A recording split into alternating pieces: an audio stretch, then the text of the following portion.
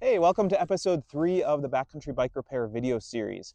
Today I'm out here, got a flat tire, and this episode and next time we're going to talk about how you deal with flat tires on the trail. And we're going to go through a few different scenarios. Today is going to be the relatively simple, okay, I've got a tubeless tire, I've got a puncture that is too big to seal with sealant. How do we plug that? And if that doesn't work, how do you go about putting a tube in and making sure you don't instantly get a flat on that tube? And then in episode 4, we'll go through the more serious scenario of what if you slice the sidewall of the tire and need to either boot that or stitch it up to get yourself out. So next 2 episodes, all about flat tires. All right, so I'm gonna fix Kurt's flat for him. Today he bottomed out his tire on his rim on a rock, and that led to a pinch flat. So with tubeless tires, a lot of punctures that are just to the tread of the tire do self-seal with the sealant inside because they're often quite small, like from a thorn or from something really tiny. But a more common puncture that does need to be plugged, if it's not from a bigger thing like a nail, would be a pinch flat, where the tire has folded on itself on the rim, causing 2 holes, and there's what that looks like a hole in the tread and a hole down in the bead. And so today Kurt has a pinch flat, so we're going to show you how to plug any hole, in this case, or any puncture, in this case, a pinch flat puncture. To start, I have the tools out that I'm going to need. I have a pump. Inside the pump, I have my plug kit with the plug and the plugs, the plug tool. I have a tire lever, I have a tube, and I have patches. If this just happened and I have a puncture that my first step is going to be to try to plug it. And so I don't even need to pull my tube out initially. I have the plug tool, and then inside the plug tool, I have a couple different size plugs. You can see there's a smaller diameter one and a larger diameter one. Given that this is a pinch flat, I think that the smaller diameter plugs will work. And so I actually often have one of these already threaded, but I just take the plug strip, some people call these bacon strips, pop it in right in the middle. And then to find the hole, which I will know because there's a tiny bit of sealant sticking out. And so then, just as if I'm about to really stab something, I find the hole and hold that tire against the force, and I stuff the tube in, or sorry, the tool into the tire about to a point where the tails of the plug or the bacon strip suggests that it's halfway in. And so you can imagine there is a loop inside the tire, and I want to get it in enough that when I then kind of pinch the plug, I can pull the tool out and it is in there. The next step would be, since this is a pinch flat, find that other hole, which is right there oozing some sealant. Pinch flats, that second hole is pretty much always going to be down by the bead. I'm going to get my other tire plug, pull that off, slide it in, and then these ones can be a little harder to get into, but just like that other one, I'm going to get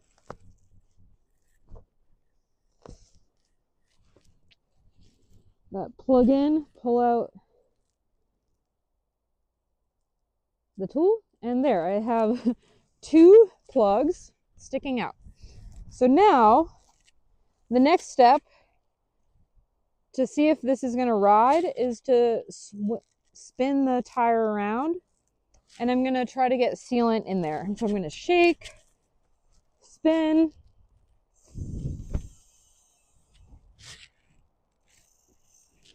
shake. And now I'm gonna pump up the tire and hopefully that works. One of the great things about this kind of technology with tubeless and plugs is that I didn't have to take the wheel off, and I just have to stab the plug tool in, pull it out, add air, and in theory, I'm good to go. This does require that there's some sealant left in the tire. So if this was ridden long enough, or if I tried to get it to seal on its own and I lost all my sealant, there's a chance that these plugs don't seal and we have to put a tube in. So I'm gonna add air, see if it holds, and then revisit the tube part.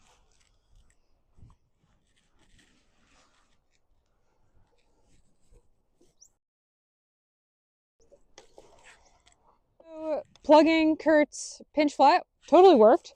As I was adding air, I'd pause and shake the wheel a bit as I'd hear some oozing of sealant.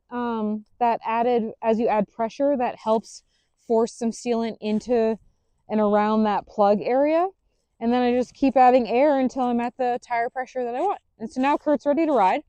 And turns out that Kurt's going to flat again, and we've run out of plugs. It's time to put a tube in.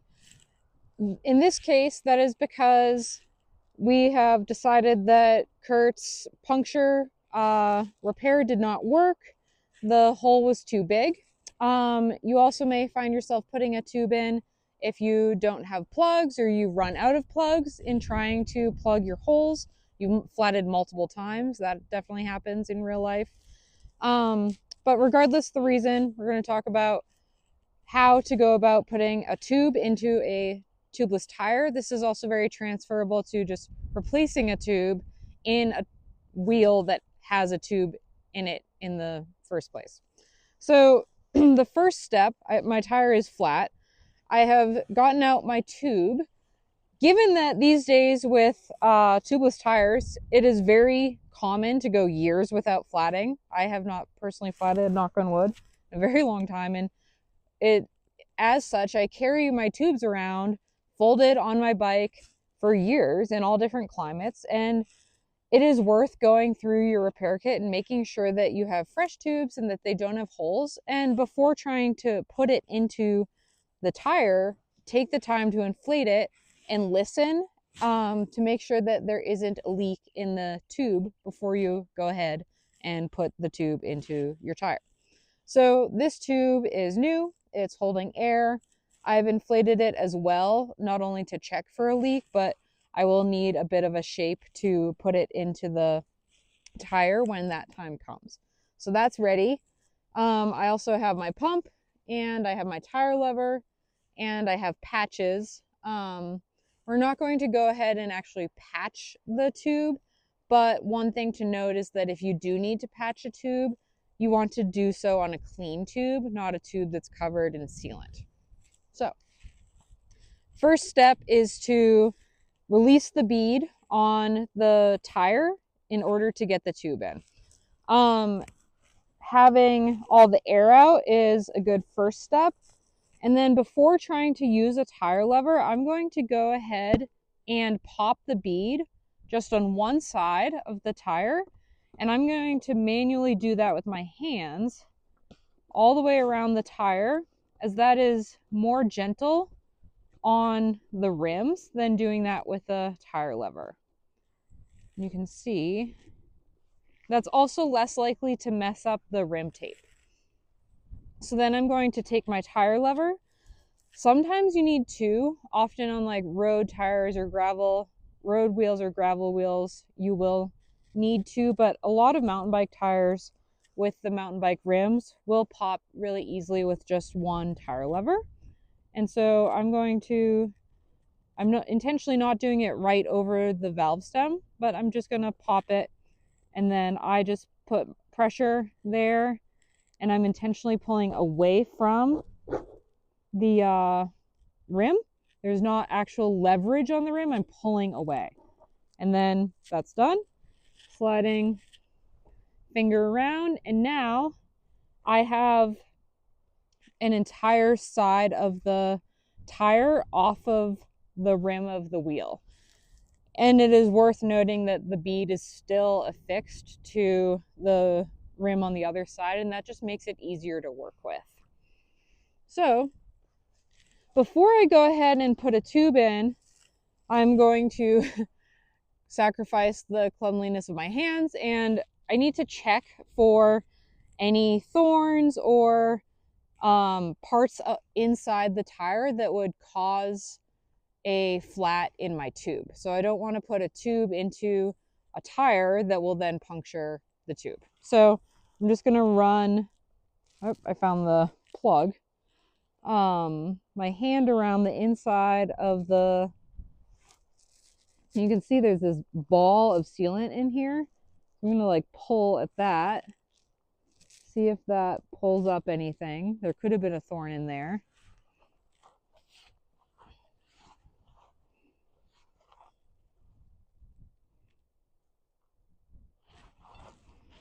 And just make sure that there's not anything. Often, if there's something that caused a flat, it would be likely that that would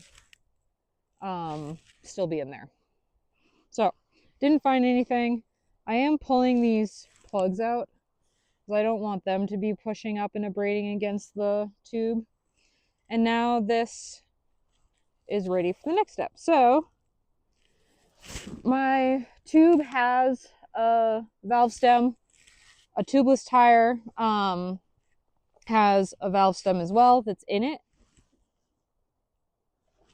Sometimes you have to actually pinch the valve stem itself so that doesn't just spin inside the rim. There's going to be a little seal and a nut. And then I'm just going to poke that up. Hey there. And then I always just put this back on. These are all small pieces. I'm going to want to put this back in my wheel when I get home and reset it up tubeless. I'm going to save that. And now, just double checking that is all clean. Now the fun part. So, I like to work with the valve stem at the top, and I'm just gonna get it into that hole. There. Valve stem's in, tube is up in the tire, and now I'm just gonna work the tube around, seating it onto the rim, trying to make sure that there aren't any creases along the way or folds. One of the reasons we have already put some air into this tube is so that it has that circular full shape and the tube can't twist at all inside the tire. And now I'm going to start at the bottom and just start to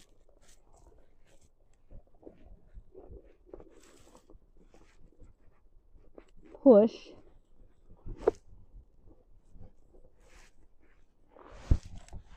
I think I might have to take some air out.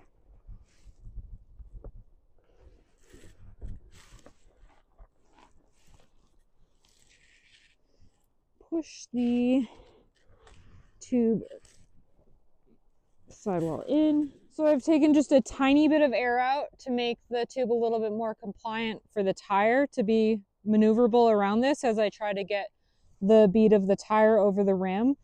I do not want to take all of the air out though, because that is risky for then the tube getting pinched. As I'm getting into this phase of trying to get the final bit of the bead over the rim, I'm going to try to do this in a way that doesn't require a tire lever. One thing I can do is to push the bead around the tire into the center of the rim where it's lower to give myself more room. And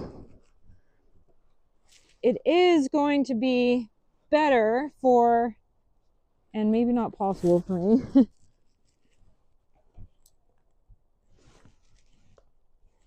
oh, it's gonna go. a tire lever is just more likely to cause a flat by pinching that tube inside. If that's not possible, I'm just going to put a tire lever in really gently and try to make sure that I can feel that the tube is not pinched in between the tire lever and the rim. The final step, as I did this, where I just got the bead on, I'm just going to push the bead back and make sure that the tube isn't sticking out at all, caught underneath the bead. And it's not. If it was, I would just see the orange of the tube. And now I'm going to inflate.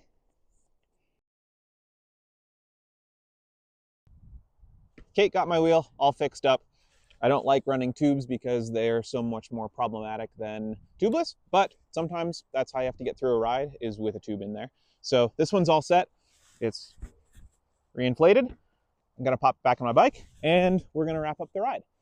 The next episode, episode 4, is gonna be on the more challenging scenario of what happens if you get a slice in the tire sidewall and how do you repair that and get yourself through the ride. But for today, we got a rideable tire, so we're gonna go ride.